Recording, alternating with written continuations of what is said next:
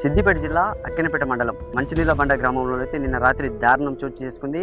ఇంట్లో రాత్రి సమయంలో పడుకున్నటువంటి ఒక మహిళపై ఎవరో గుర్తు తెలియని దుండగులు దాడి చేసి బండరాయితో మోది మరీ ఆమెపై ఉన్నటువంటి బంగారాన్ని మాత్రం తీసుకువెళ్ళడం జరిగింది. గత కొన్ని రోజులుగా కూడా సిద్దిపేట జిల్లా సంబంధించినటువంటి పోలీసులు కూడా హెచ్చరికలు జారీ చేస్తూనే ఉన్నారు. జాగ్రత్త వహించాలి, జాగ్రత్తగా ఉండాలంటూ కూడా హెచ్చరికలు జారీ చేస్తున్నారు. కానీ ఇది దొంగల పన ఇంకా లేకుంటే ఎవరైనా చేశారనేది మాత్రం పోలీసులు అయితే ఇన్వెస్టిగేషన్ స్టార్ట్ చేశారు. ప్రస్తుతం అయితే మనం ఇక్కడ ఘటనా స్థలంలోనైతే ఉన్నాము. అంటే అత్యంత దారుణమైన ఘటన అంటే ఒక మహిళ బోయిని రాజ్యలక్ష్మి ఎవరైతే ఉన్నారో వాళ్ళ ఇంట్లో మంచినీళ్ళ బండ గ్రామంలోని వాళ్ళ ఇంట్లో నిద్రిస్తున్న సమయంలో గుర్తు తెలియని వ్యక్తులు ఎవరు ఆమెను అత్యంత దారుణంగా కూడా తలపై మోది మరీ చంపేయడం అయితే జరిగింది. అంటే ఇక్కడ జరిగిన ఘటన ఏంటంటే ఇక్కడ ఉన్నటువంటి బండరాయితో మూడంలో ఇక్కడ కుటుంబ సభ్యులు కూడా అక్కడికి పోలీసులకు సమాచారం ఇచ్చి ఆమెను హాస్పిటల్కు తరలించడం జరిగింది. హైదరాబాద్లో చికిత్స పొందుతూ అయితే ఆ రాజ్యలక్ష్మి అనే మహిళ మాత్రం మృతి చెందడం జరిగింది. రండి ఇక్కడ ప్రస్తుతానికైతే మనం ఇక్కడ పోలీసుల ఇన్వెస్టిగేషన్ అయితే అక్కడ కొనసాగుతుంది. వాళ్ళ కుటుంబ సభ్యులు ఉన్నారు,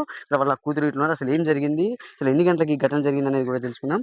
అంటే ఏమైంది అంటే ఇప్పుడు మీ ఇంట్లో మీ మమ్మీ ఎన్ని గంటలకు పడుకుంది, మీరు లేరా ఇంటి దగ్గర, ఏమైంది అసలు? మేము లేమసలు. మేము హాలిడేస్ వచ్చి మేము మా పెద్దమ్మోళ్ళ ఇంటికే పోయినాం డైరెక్ట్. 10 ఉమ్, డేస్ అవుతుంది. ఉమ్, మాకేం జరిగిందో తెలవదు. మాకు ఇక్కడికి వచ్చినంక తెలిసింది మా అమ్మాయి చనిపోయిందని. చనిపోయింది.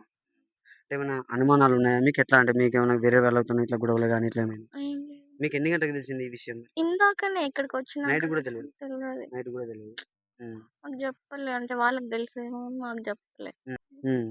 అంటే మీరు ఎన్ని రోజులు అవుతుంది అంటే మీ అటు పోయి? అంటే మీరు ఏం చదువుకుంటారో ఎక్కడ ఉంటారు? బీటెక్ ఫైనల్ ఇయర్ ట్రిపుల్ చదువుతున్నా. ట్రిపుల్ ఈ చదువుతున్నారు. మొన్ననే అయిపోయింది మొన్న గ్రాడ్యుయేషన్. జస్ట్ అటు నుండి అటు వెళ్ళినా అటు నేను. నుంచి అటు వెళ్ళారు. చెల్లి అక్కడికే పోయింది. ఇక అటు నుండి అటు ఇంటికి వెళ్దామని మొన్ననే అటు నుండి అటే వెళ్ళిన.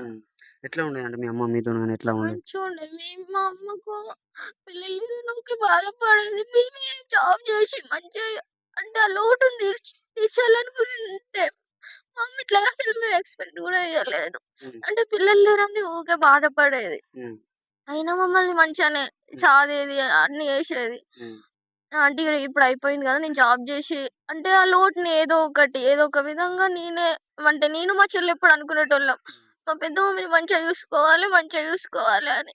మేము ఎప్పుడు పెద్దమ్మ అని మమ్మీని మమ్మీ అని పిలుస్తాం.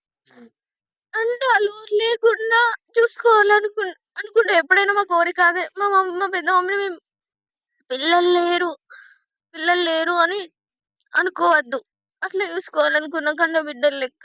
మాకు అసలు తెలియదు ఎట్లా అయిందని. అసలు ఎవరి ఏజ్లో కూడా తెలియదు. ఇక్కడికి వచ్చే వరకు కూడా తెలియదు. మాకు ఇప్పటికి కూడా నమ్మకం వస్తలేదు. అయితే తీవ్రంగా రోధిస్తున్న పరిస్థితి ఉంది. ఇప్పటికే పోలీసులు కూడా అందరినీ కూడా పలు కోణాల్లోనైతే ఇక్కడ ఏసీపీ నేతృత్వంలోనైతే ఇక్కడ విచారణ అయితే కొనసాగుతున్న పరిస్థితి ఉంది. ఇదే ఇంట్లోనైతే ఆమె నిద్రిస్తున్న సమయంలోనే యొక్క ఘటన జరిగినట్టునైతే తెలుస్తుంది. ఇదే ఇంట్లో లోపల నిద్రిస్తున్నట్టుగానైతే రాజ్యలక్ష్మి అనే మహిళ కూడా లోపల నిద్రిస్తున్న సమయంలోనే ఈ ఘటన జరిగిందన్నట్టుగా కూడా నిర్ధారణ అయితే కొనసాగుతుంది. కొన్ని రోజులుగా కూడా ఇక్కడ సిద్దిపేటకు సంబంధించినటువంటి పోలీసులు కూడా అప్రమత్తంగా ఉండాలని హెచ్చరికలు జారీ చేస్తున్న పరిస్థితి ఉంది.